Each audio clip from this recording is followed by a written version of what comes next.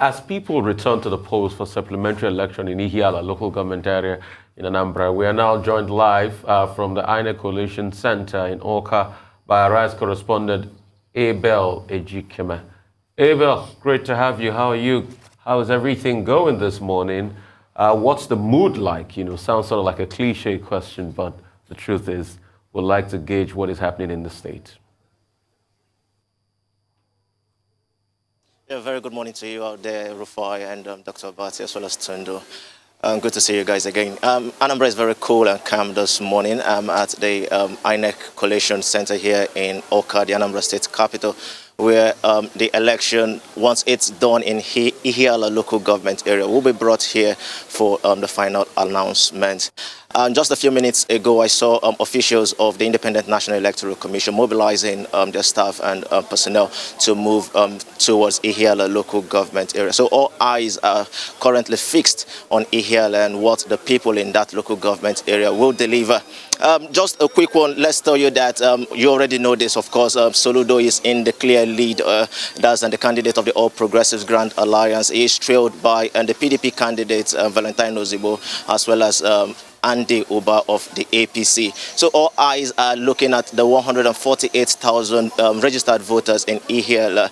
But will there be any surprise? That remains to be seen. Just a quick historical fact. In 2010 Anambra State governorship election, Ihiala had a total number of 83,348 registered voters.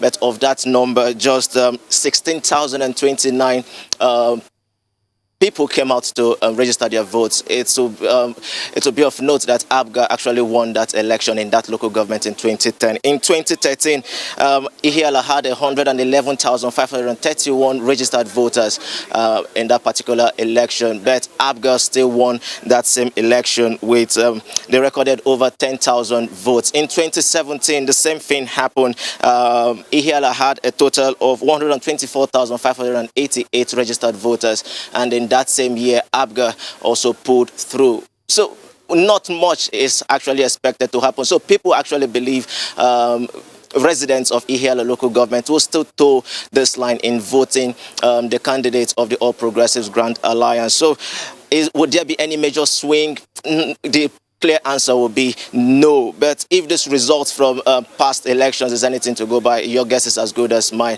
And there are over 148,000 people who will come out to vote. If you check historically as well, you'll see a very low voter turnout in previous elections. Will anything change today? Your guess is also as good as mine. And even if the 148,000 people come out to cast their ballots, definitely there will be a spread across party lines for the various candidates. So it's expected that the All Progressives Grand Alliance, following historical things we've just reeled out, will take up the day in Ihiala. Over to you. Well, quickly, what is your assessment of the preparation, the arrangements by the security agencies? Because you know that on Saturday, the major concern was security. And this is a border community between Anambra and Imo State. Are there any anxieties, any fears about, the security situation again going south?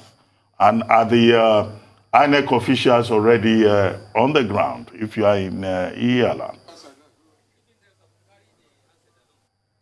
I'm currently in Oka, actually, okay. And I spoke with a very, very senior official of the Independent National Electoral Commission late last night, and he assured me that they've gotten assurances from the heads of the several security agencies here in Oka that their assets and men are on ground to ensure that peace and tranquility reign in Ihiala local government, that people shouldn't be scared of coming out to exercise their enfranchisement, but they should come out en masse to cast their ballot. The police commissioner also said yesterday that they will make sure that their men are on ground in Ihiala local government to ensure that there is peace in that local government and people will feel safe when coming out to cast their ballots. So from all indications, INEC is saying they are ready. Their men will be deployed there or are already on their way to Ihiala local government. The materials for the election are already at the local government area, ready for the commencement of election by 10 a.m. up to 4 p.m.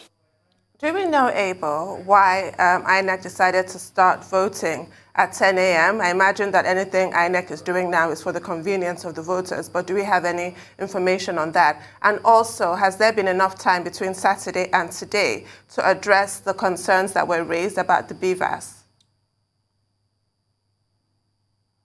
Absolutely, absolutely. I spoke with a very senior official last night, and he assured me that those issues, those glitches experienced with the BVAS device, that the technicians were on hand to ensure that those experiences that were seen on Saturday don't repeat itself again today. So I want to believe it's been taken care of, and that's why they extended the time from 10 a.m. to 4 p.m. so that those who may experience this kind of glitches in today's supplementary election will have enough time to get that device fixed and actually cast their ballot. So they are on ground to ensure that today's supplementary election in Ihiala local government is hitch-free. Let me walk you back a little bit, Abel.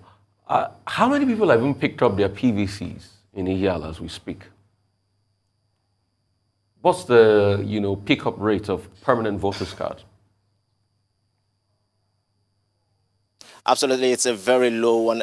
As at Friday afternoon, last week Friday afternoon, we were told by INEC officials that residents of that same local government, and indeed Anambra State, we are still moving about picking up their PVC. So it's been very low, very, very low. If we have 148,000 registered voters there, you can imagine how many of them would have their PVCs to cast their ballot. That remains to be seen. That actually remains to be seen. But officially, I don't have those figures as to the number of those who have picked up their PVCs. But we just hope and wait and see how many of them will really turn out to cast their ballots later today. All right, thank you so much, April.